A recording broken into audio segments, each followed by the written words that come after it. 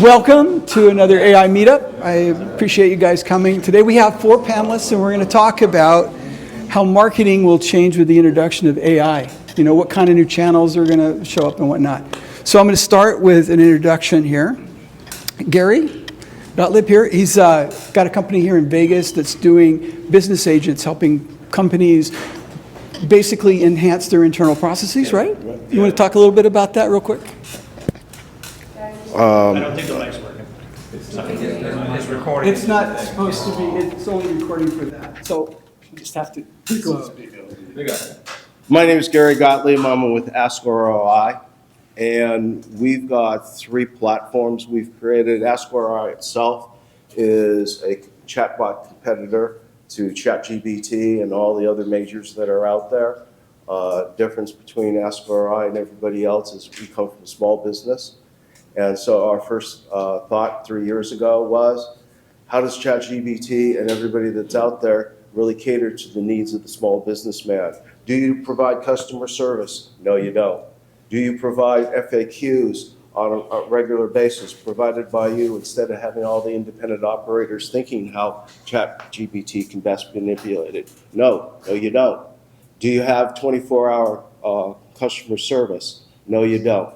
We do. And today I'm here to let you know you can get a free copy of Ask ROI. Just go to askroi.com and sign up for free. We give you 2 gigs of storage and all the ability to do the things inside the platform. We believe everything needs to be integrated. All right, excellent. Okay, Joshua, please tell us a little bit about yourself. Yeah, my name is Joshua Cogar. I founded a digital marketing agency. Actually just recently moved here in February from Northern California.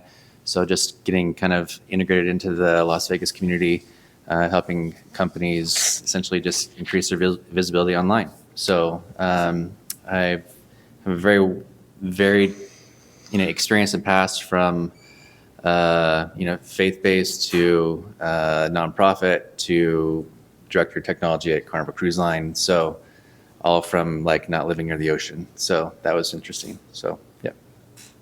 So marketing geek with a capital G, capital E, capital K. Right, thanks. All right, Mr. Harris. So my name is Eric Harris, AI strategist, former senior product manager at Microsoft, worked with Copilot and done a few things in that space, working on a medical device right now, bringing digital health to the home for people with spinal cord injury specifically, and going after more of the health data. How do we make health data more accessible, more available, and more relevant to the different individuals such as yourselves in the room? So that's a little bit about my background. Angel investor, had a couple things with some other startups. One startup in my portfolio is actually going public later this fall, so really excited about that. But here more to help and support the ecosystem. A lot of people know me from that area, so yeah, that's a little bit about myself. Excellent, thank you so much. And another Eric. Hi, I'm Eric LaCasse. Some of you recognize me. I've been doing presentations here at Tech Alley for about the last 10 months. My presentation is Google is just not that into you. I was a special intelligence analyst in the Marine Corps, 03 to 08. So AI and SEO is right up my alley as far as learning about the legacy SEO, the old school way, and how AI has changed and actually manipulated some of the old things into new things. And a lot of businesses are struggling even to be in the legacy element of SEO, not even the conversation of how they go forward into AI. So my business, what I like to do is to help those businesses get to the AI threshold by establishing their legacy SEO to a basic common denominator. Excellent, excellent. So we're going to talk about a brave new world. Okay, what is that? Well, it's basically, to put it in one slide, the agentic internet, which is the term that Sam Altman has started to use. So we'll just follow this. So on one side, we have business agents, which are going to do all the things that Gary was talking about in terms of interacting with consumers. And on the other side, we're going to have AI assistants, which consumers use to do things like research and negotiate product price and organize your life, right? So those two have to talk to each other. And that's going to create some new challenges. So you'll have services in the middle between the agents that fill in the gaps.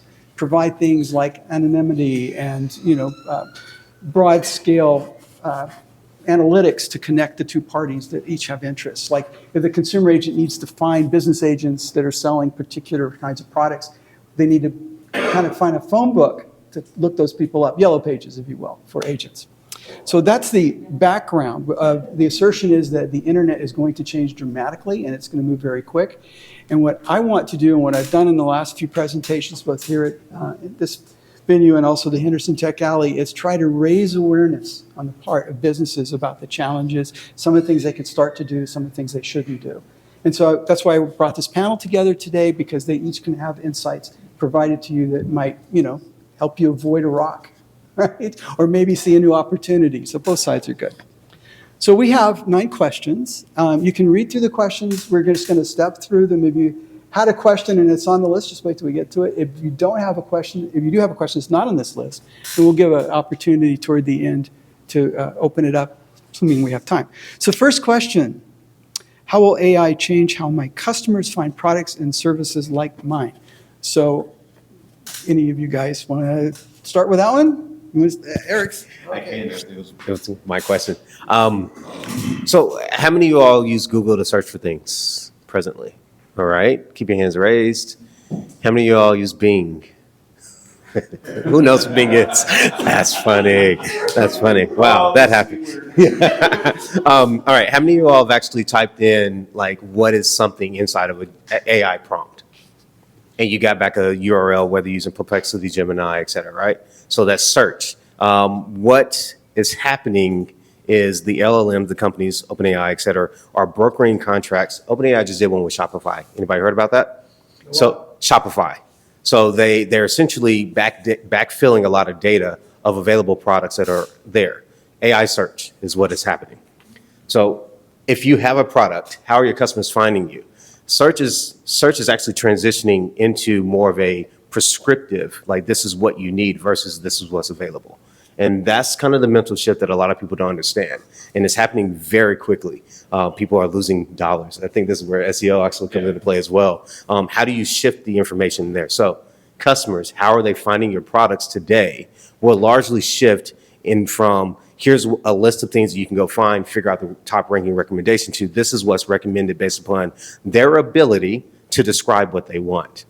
It's a completely different mental model. So that's one of the ways that AI will be impacting how customers find and interact with your products in the future. And structuring your data appropriately is one of the ways that you could do that. So just a thought. Did you want a chance? Yeah, sure. What people have to get to understand is that the legacy SEO system is about quantity.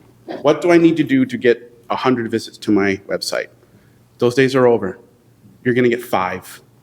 But those 5 people, 4 of them may convert. So the way that the AI is going to adjust for customers and products is that you have to be very specific as to what you provide the customer. AI is going to get in the way to fill in the blanks. But as a human being speaking to a customer that's another human being, what do they need to know that makes you different and makes you better than everyone else? That's why AI is going to catch up. Right now, we're starting to see how that math is being presented, right? So it's going to change. You just have to get used to the metrics that we're used to are going to be much more smaller and much more calculatable, right? And that's the reality. It's not quantity, it's quality. That's a great summary. Would you guys want to take that one or? No? Gary? Yeah. Similar, honestly. With Ask ROI, we incorporate the 6 top competitors. We already recognize our algorithm isn't hit the mark. And more importantly, we're looking at how search takes place. We have a paradigm within our company that anything we search for, we have to do it on our own platform, as well as go out and look at how that search results are with, say, some of the competitors. So we see how things are evolving. So we're in the know because very soon we will need to jump ahead. And we believe, unlike what Eric is talking about and Google looking at one way, we're going to do the un-Google thing and go in a whole different direction. And that's where the the pedal to the metal, so to speak, for us. But the shit's going to hit the pavement, and there'll be a new paradigm, and we're going to see how this works. Okay, here's the next one. How do I optimize product content for search, LLMs, and AI assistants? That's yours. Mine? Okay. So here, I know it's basically my presentation. What we have to understand about the AI agents, right? That's going to come. There's no doubt about that. But you have to get yourself to an AI compliant ability right now. You have to have the old school legacy. How many keywords does your website have right now? How much traffic were you getting in the old system? Because those agents are going to go after what's called the embedded relevance score, which is based on the old legacy system. So you're not going to sit and wait for an agent to find you. You have to be willing to be found now so that that agent builds up more relevance for your product, your service, and who you are as of today, right? So what does that mean? Did you post today? Are you going to post 3-4 times a week? What's your blog going to be like, but be written about for your customer next week? That's all part of this ecosystem. It has to be hunting. You can't wait anymore. So all of this AI is going to catch up to you, but you have to be aggressive about it. It's all about aggression, right? After you start to see what your customers are doing, find other businesses that work with that audience. Work in partnerships. We don't want to give away our secrets. Sorry, it's time to start giving it away. Work with other people that work in those audiences, and you double the audience.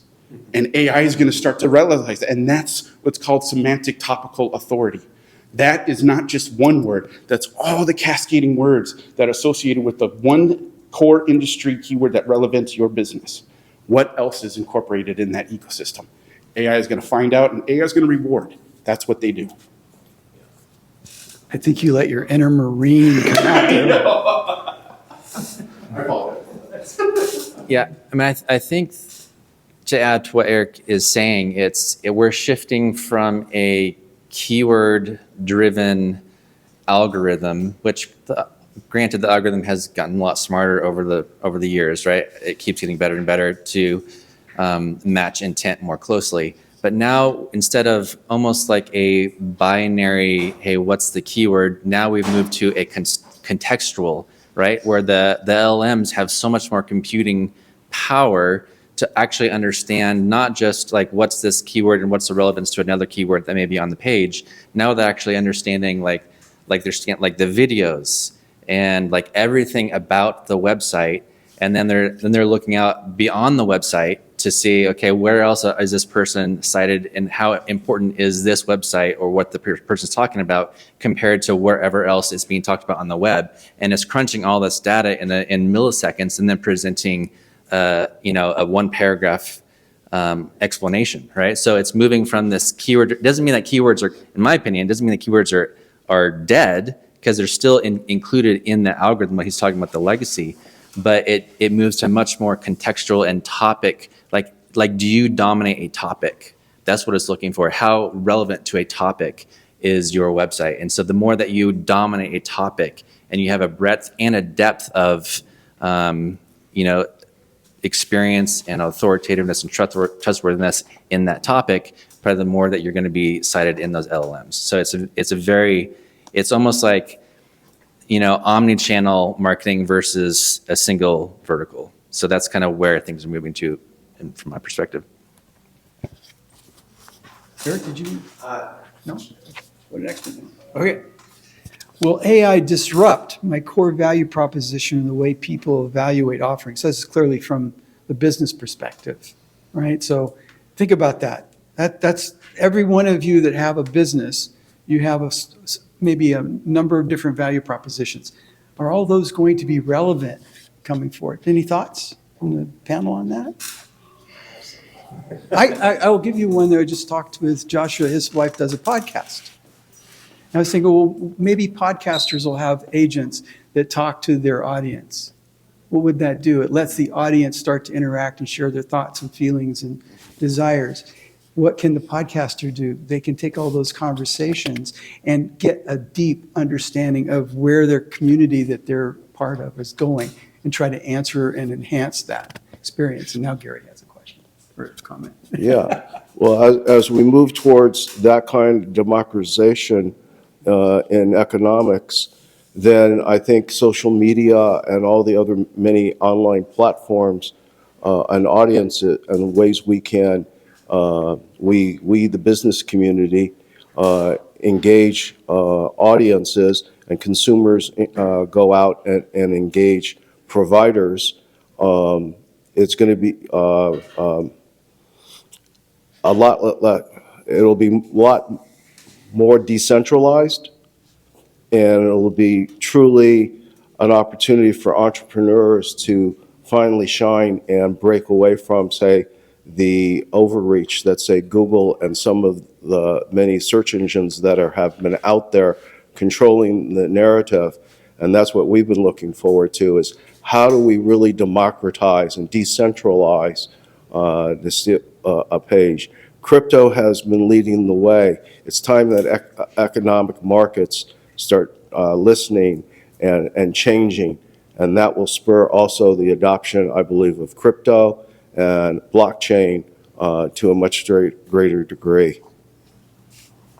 That's really good. The next one that we have up is what's the same about SEO and what's different. I think we've been talking a little bit about that, but I wanted to put this question in because a lot of folks that have small businesses, even large businesses, are trying to get their act together around SEO, right? And so I wanted, we have two SEO experts here, so I wanted to let them dive in. One thing in particular I want to ask you to talk about is in your presentation at Henderson Tech Alley last month, what you talked about was the way we need to change our website so that AI mode, for instance, in Google can do a better job of creating the vector map of the tokens in that so that it can present summaries of that value proposition on that website. And it can take that website, another website, line them all up and do some kind of cross-cutting concern analysis and provide kind of an insight into that. Maybe you could speak a little bit more about. Absolutely. So what has not changed about the old SEO? First of all, the speed in which your website loads, that is a constant, especially on mobile. If you have videos, rollover animations, and it slows everything down, good luck with an LLM. Good luck, because that's all JavaScript. That's an MP4. LLMs are looking at the basic HTML. They're not going to watch your video to make sure they understand what your message is to your customer. They're going to bypass it. Backlinks, more important now than ever before, especially local citations, especially Yellow Pages. Yellowpages.net, every single web page under the earth has a domain rating. Yellow Pages is an 81 out of 100. The number one website in the world is Facebook. It's a website, it's not a search engine. You could take 20 minutes and fill out a free local citation for yellowpages.net and bump your own domain score by 2 in less than 3 weeks. How many websites do you pass with a domain bump of 2? 7.5 million websites, because no one does it. That's one citation. There are hundreds. And you just have to put your free information, name, website, phone number. You could be done in a weekend, and you could bump up 10 points. You don't even need to consult an SEO for this. This is all free, right? Time on page. How long is your customer on your website? The golden number is a minute. Anything less, what do you have to rearrange, right? Keywords, yes. Organic traffic, those days are done. It's about AI mentions, right? And in the SEO world, we are developing, or at least have expressed in our own communities, how to build a Google Analytics 4 report that specifically targets all the LLMs and where they go and how long did they go from that LLM to your web page. Now, of course, there's a lot of AI monitoring websites out there now that charge $40, $50 a month when you could just build out a Google Analytics report and do it for free. But again, this is the competitiveness of SEO moving into AI. Content. What is it that you're writing? How are you reaching your customer? What is your customer's interests? What do they like? What do they don't like? How are you going to get in front of them? What are their behaviors? That is still old legacy SEO. That has not changed. It's just LLM is starting to parse it down, what's called tokenization, and then put it into a mathematical formulation called vectoring. That's all that it's doing. And then it's putting it out for all the people to see and mention. So, anybody else have anything to add? I think I just touched on. In your response, would you define the SEO? I might be the only one. SEO is search engine optimization. Yeah. Yeah. So I saw this LinkedIn post that was really poignant that kind of speaks to this, and it was like, what's the difference between, what we used to do for SEO and what we do now? And it said, like, in for lack of a better term, the legacy SEO, it was like page load times were really important. Now page load times are really important. So before in the legacy, the context and content of your page is really important. Now the content and context is really important. And before, like having schema markup on your page was really important. Now schema markup is really important. So there's a lot of energy, and I don't know if I want to say hype, but there's a lot of almost fear around, oh, SEO's dead. It's like, no, it's not. It's still there and it's still functioning, but it is changing. It's being augmented by insight versus just content, right? So, and that's kind of like my short answer is that there's SEO is still SEO. Like it's not dead. It's still functioning. It's still important to do. Like what he's saying, like the legacy is still incorporated into what LLMs are looking for.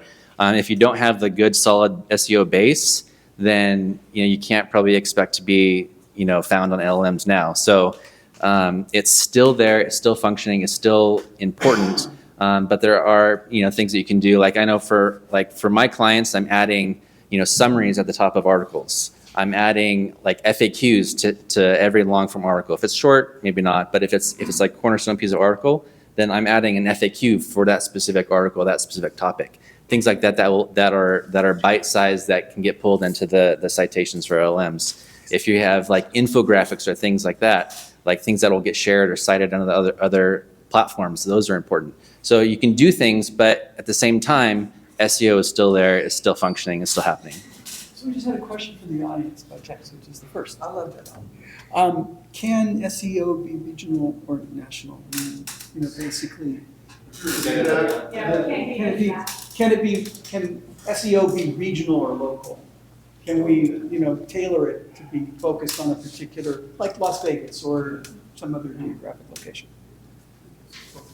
I mean, I would say yes. I mean, I think one of the hallmarks of what we're moving towards is actually hyper-personalization. So I think the short answer would be yes. I think, how that plays out, and granted, we're still in the midst of the transition and we don't know exactly what it will look like in 2 years or in 5 years. But I think moving on that hybridization train, I think it should give the best answer, hopefully, the best answer for that intent and query. So if that means if I'm looking for a local business, that it should be able to give me a local business. So that's my short answer. I'll share it from a slightly different perspective, in agreement, but a different lens. What's your strategy for the customer that you want? Right to that audience. So you're not just trying to make SEO local or regional. You're writing to the audience, and that just happens to be, I want to target Las Vegas customers because I have a brick and mortar in Las Vegas. So I'm writing that, I'm putting into the content, I'm working with other businesses that are going to say, hey, we did an event last Saturday and we brought this brand out and this brand out. And now that's popping up as additional content that just so happens to be backlinked into my website because I wrote a blog about it as well. That's SEO. That's the new form of registering across multiple domains so that your AI, if someone searches for it, actually finds it. The other thing to think about is this.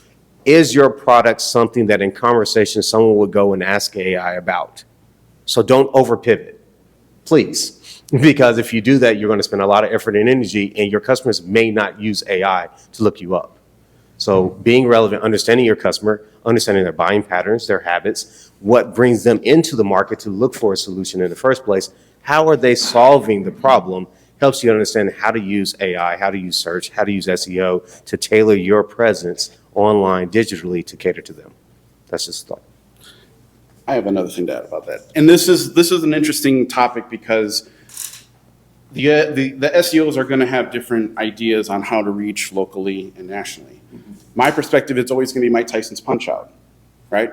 When you start the game, you don't go up against Mike Tyson. You have to work up to Mike Tyson, right? You have to go through all the circuits. It's the same thing when it comes to your business. You have to get the little wins first, the wins for your neighborhood, the wins for Las Vegas, the wins for Nevada. Then you can go to LA, then you can become national. If you want to think of it that way, get the wins first. Yep. That's all it takes, because then that develops your own algorithm for your business as to the next level. Yep. If you try to shoot for Mike Tyson when you put the game in, you're going to get beat every single time. You have to work yourself up to that fight every single time. I know. There was a thing called Nintendo. Yes. All right, let's go. All right. So next question is, how do I prepare for the coming agentic web if I'm not super technical? Yeah, I'll do a little bit of this. I think part of it is one, don't use fear because you're just going to make a bunch of bad mistakes. What he mentioned of find out all the little things that you probably should have done already, structuring your website appropriately, figuring out how to do backlinks, things of that nature. Those are basic things. Getting your Google page updated. There's a couple of listings that the AIs, and I don't have them all off the top of my head, that they read from. It was stated that Gemini and Claude, I could be wrong in this one, I think they were pulling from Bing and ChatGPT as well. So they were referencing that as their main search engine, not Google. Interesting. So looking at those things, there are things that you can do, basic things, to help your framework there. The other thing is also understanding how AI search happens. So using search yourself, looking at the results. Is your content structured in an easy manner so that AI can actually scan that quickly, digest it, and then regurgitate a summary? If you give it a summary, it's not going to create a new summary. It's going to use your summary. I've actually seen that happen in Google. It actually does that. And so those are things that are simple to do. Don't use fear. Just make a plan of here's what I do, here's what I have, is what I have set up for success before you start to go add 15 other things to the list. So that's a little bit of my take on it. I want to add one more thing that might have got lost in all that. Your audience is changing. Your audience aren't the people anymore. It's not the eyeballs. So how pretty a website, I've built many websites over the years, and most of the clients that I've done that for were all about how pretty it was. The really smart ones were, how easy can I navigate it? None of them paid any attention to any of the stuff these guys are talking about, because that's underneath the covers. So if you're not technical, at least learn enough about this SEO schemas and summarizations and FAQs. In other words, the semantics of your website to make it much more effective as a representative of your company's value proposition to LLMs. Because you're going to get more of those visiting your site than you are people. I'm not saying it should be an ugly website, okay, but its prettiness is not the thing that it used to be, right? Hit the website. If you're coming there as a consumer today, you've probably come there because you've been recommended as a consumer to go to that website by an LLM. So you got to get the LLM's attention first, right? Okay. Having robots, what is it? Robot.ts? Yes. Yes. Yeah, having that, if you have it disabled or blocked by any way, you can cancel everything we're saying. You just basically said, don't do this. Having that simple piece, that's one easy thing that a lot of people with development don't do. That's one very simple thing you can do to encourage algorithms to scan your website. So, And also the LLM text is coming out in 2 months. So there'll be Oh, an I didn't know additional, that, really? LLM TXT files will be coming out for websites. So now you can augment and actually partition certain GPTs that you don't want to come to your website. So I have a question. Sure. When is it going to be the case that we as website providers have to do our own vectorization and provide that blob for the LLM so they can pick it up and run with it more quickly? I hope a long time from now. That's so much work. So I have a client who has, at least what they feel, a lot of proprietary, IP, right, within their context of their website, and they 2 years ago we essentially blocked AI because they didn't want to lose their IP. So for some companies, if education or if information is their product, that's going to be a challenge, like right off the bat, right? And so, trying to figure out how can you build a page that is still gives the context to LLMs, but doesn't give away everything, right? And then at the same time, I pulled the server logs, and you can see which bots are scanning your website, and whether it's a search bot or if it's a training bot. And it's actually possible to actually block a training bot, but not the search bot, right? So you have to go through them, and then, but also looking at the server logs, you can say, you know what, all of your content's probably already scanned, because Anthropic was probably they were found to be spoofing user traffic, and they were using it to train their model, right? So you're probably already scanned. So is it best just to allow to not block the LLMs? Probably, but you have to consult your client on that as well. Really good. That comes back, by the way, that's another great example of question 3, was how's that value proposition changed, right? That's direct training companies' materials on the web getting scanned and reused. Okay, next one. Which parts of my marketing funnel can be augmented with AI today? Who wants to take a shot at that one? Augmented, extended, automated, tuned up. It's an interesting one because, to your point, a lot of this needs to be scanned by agents. These are not people. But at the end of the day, your content is going to be represented or re-displayed in front of a person. The person is ultimately, at the moment, until we have agents buying on our behalves, the person's still making the final decision of what they want. And so I think a little bit of like augmentation, if you want to sound like a robot, you want to sound like you get the person, but you don't quite get their pain point, then yeah, leveraging AI could be a good way to create content, to do some level of automation where you're automating emails, responses, and things like that. You can have certain automation in place, but I would not, and I know a couple of companies that do this now, I wouldn't fail to leave the human element, the human fingerprint inside of everything you're doing. I know people that literally turn on AI, copy and paste, and they throw it out there. And they now are in a quantity game, not a quality game. So they have to like triple, like 10x the amount of people they're reaching just to get the same impact as if they would have sat down and write that email or their text message and sent it out directly. And so those are things like around the augmentation piece of it. I think there's a balance of ensuring that you have the right voice, tone, and understanding, but then how do you actually automate, I would say automate versus augment, automate distributing that to the right audiences is the way I would look at that piece of it from a marketing perspective. And that helps you, again, speak to the end user using AI to help you distribute that, not having AI create your end user, in this case, or persona, et cetera. And therefore, there's a bad way to do that. So that's my thought on that one. There you go. Yeah. The question is, why would you want a computer to have any control of the journey of someone wanting to be your customer or client? Because if we're looking at the marketing funnel, AIDA, attention, interest, decision, action. Awareness or attention is going to be the socials. No problem, right? That's what you're creating content for. That's what you're pushing the envelope as to what makes you different. Well, the whole point of a post is to create interest, something for them to go from that post to your website.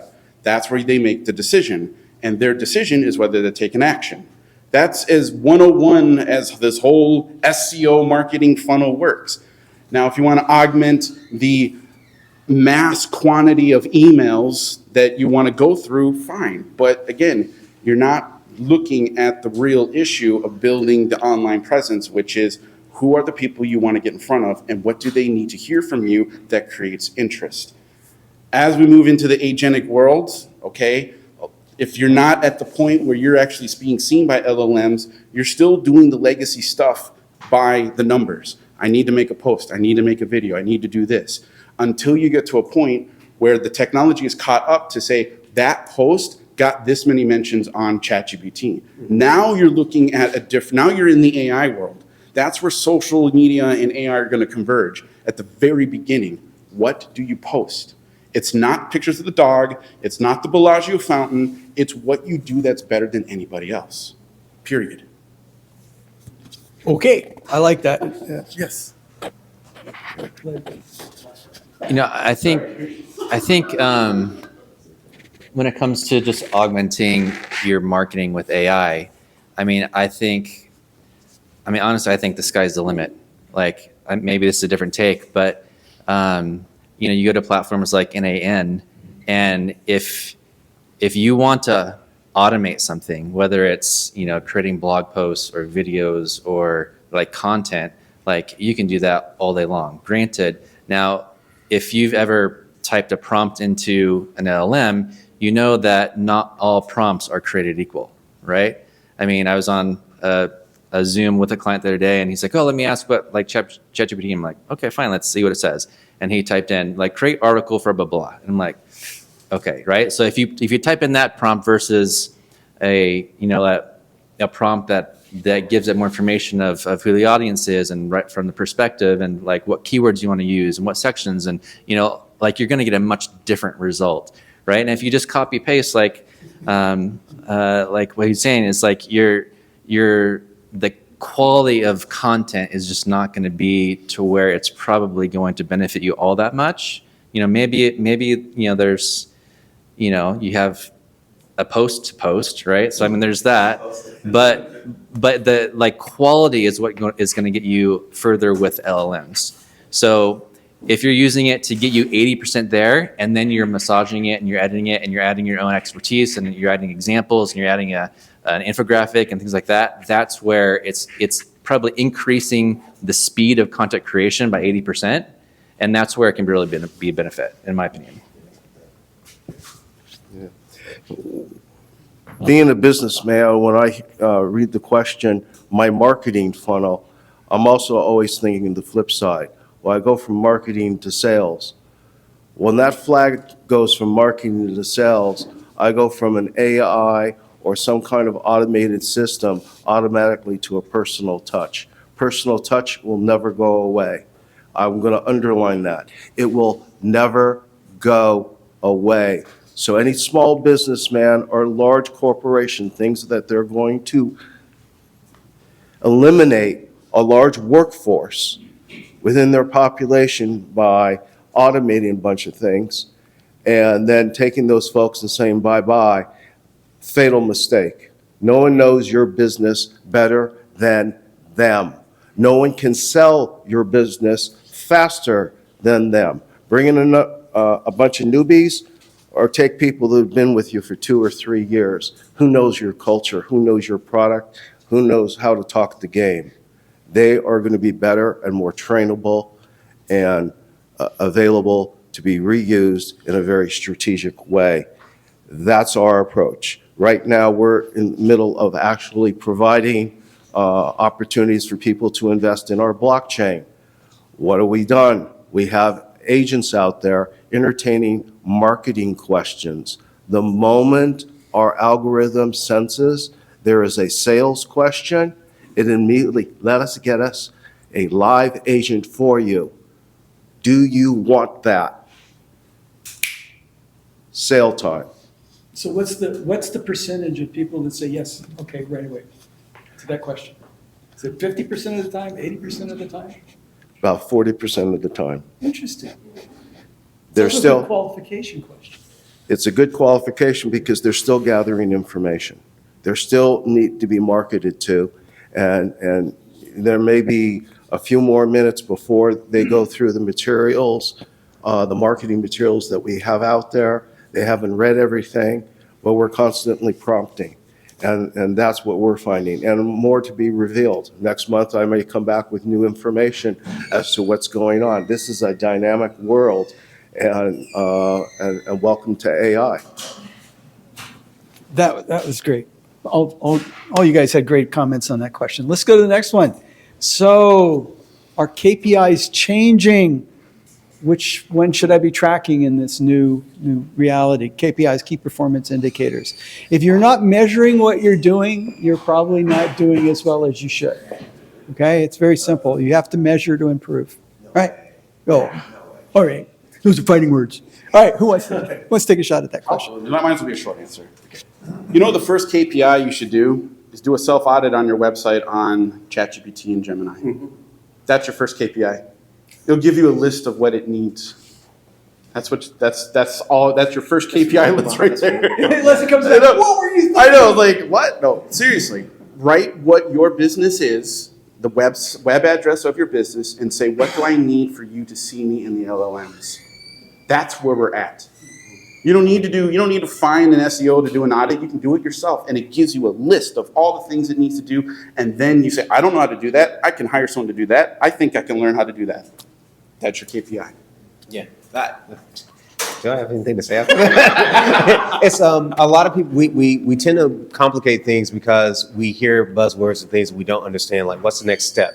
Actionably, use AI as your friend. It's actually very good at evaluating things. You can have it scan your code and say, is this speaking to the right audience? What is the tone? Like, ask it questions that give you information back. And then be smart about it. Don't just use one LLM. Google's free, Gemini's free, Chat's free. Claude is free, Perplexity is free. You can use all those and bounce and say, hey, I got this response. This is what it said. What do you think about this? Critique this. Give me a different, you can actually use them to all give you something that's informative. And then at the end of the day, you can actually ask one more question. What can I do in the next 7 days to execute on this? Simple. And it helps you to understand, here's the things that you can potentially do. And those are things that are really helpful when it comes to that. KPIs, at the end of the day, if you're not tracking something, you can't change it because you're not measuring it. Understanding what matters, how these things work is one way to do that. So yeah, he mentioned a lot of stuff, but take it simple and build it out slowly over time.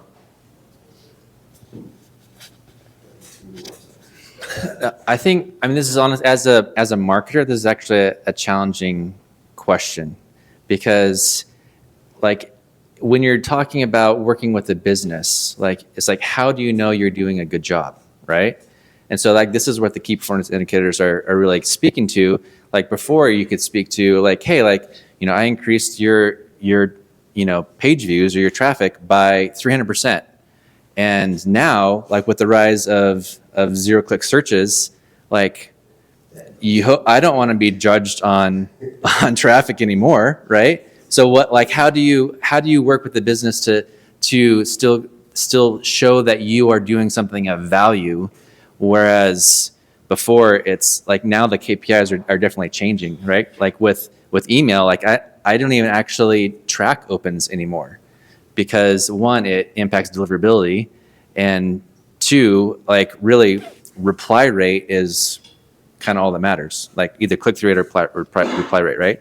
So you have to maybe work with a company or understand what's important to you. Obviously revenue, revenue is a KPI that's probably not going to change, but work with that business to understand what's important and how is that measured in your business and how could that be changing to still give value to the people that you're working with, and what's fair as well. What's if, even though SEO is changing, SEO is still important to a business to be found online. So how can you determine what the value is of that service and still be paying for the service in a fair way? So I think that's a challenging question, honestly. So Again, as a businessman, I'm going to answer, drawing back to question number 7, my sales funnel, my marketing funnels. For your clients, that's going to be the golden rule. How much time are people actually on the website reading what we have up there? Are they taking too long? Have I confused them? These are the kinds of KPIs that we're going to have to start to generate. It's not just, is it long enough? Is it too long? Because you want to convert and you want to have their attention. And if it's confusing, what seems to be too long, 5 minutes, may be a lack of education that we're not providing, or we've confused them. And so we have to do a better job of trying to capture that individual's attention and find that information out. So our mechanisms are going to have to become more intentional and more specific. All good, all good. So the next question we have is how does the rise of consumer plus LLM generated content affect marketing? We've talked a little bit about people doing really brain dead prompts and posting that as something I think other people will want to see. But any other comments on that? You go first. There's gonna be more noise and more opportunity to be clear, concise, and specific to the pain points of your customers and their value proposition and how that aligns with yours. But there will be like it heightens. There's going to be way more noise out there, and also content that is truly purely driven and created by AI. It's AI videos, AI audio, AI words. Like that's all there. It's going to just be more of it, and so the agents will also be there. And we kind of touched through this a little bit, but agents will have a bit more of your preference, what you want, and be able to actually go to bat, sifting through a lot of that content on your behalf. We're heading in that direction. We're not quite there yet, but all this AI content, user-generated plus LLM content, is starting to just blend into a space where it's just a bunch of noise.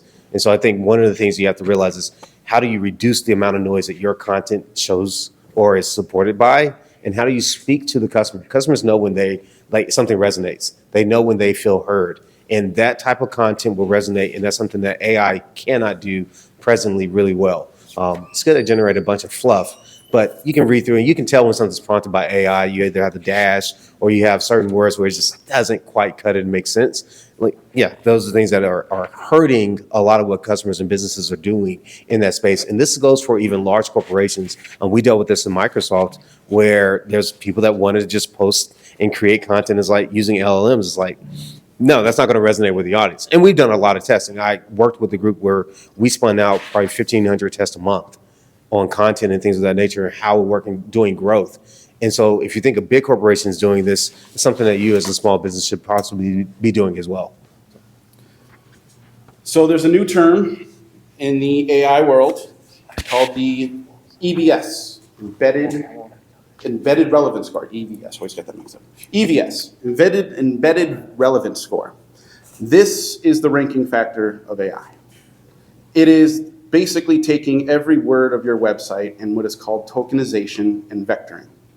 How is that going to be affected? Because everything that you write on your website from H1 headings to the H6 better resonate with some form of your customer base, period. Because you want to have a very good embedded relevance score. Because it's not about the sentence, it's about the fragmentation of the sentence in the vectoring math of the LLM, right? I know. There's a prompt for that. There's a prompt for that. There's an AI program for that too. But seriously, this is going to take over ranking. The ranking of the SERP is over. It's done. Now we have a very, very high math, high trigonometry vector math equation that goes after your website, and it compares it to the inquiries of the people that you want to reach. That's it, right?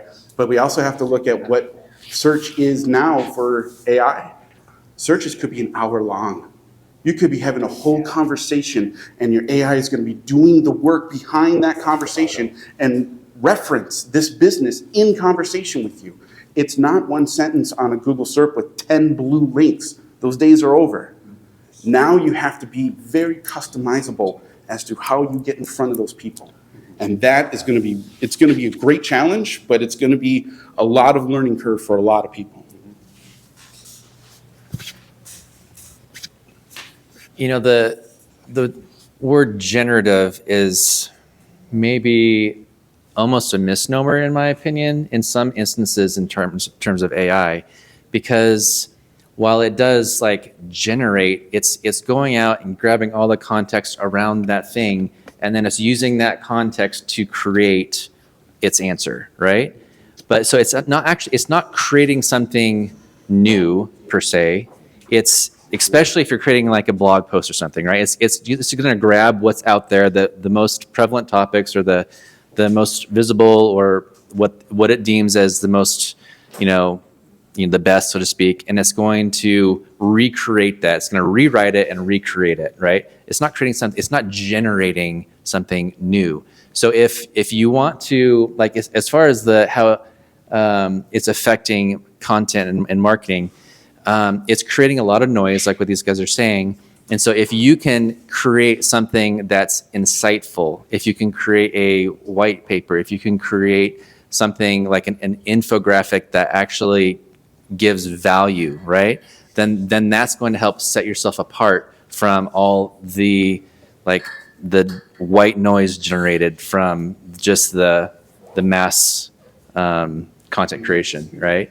So again, think about what value, what's something that can set you apart? What's your value proposition for your business or for your client that actually is significant and creates differentiation for you and your business.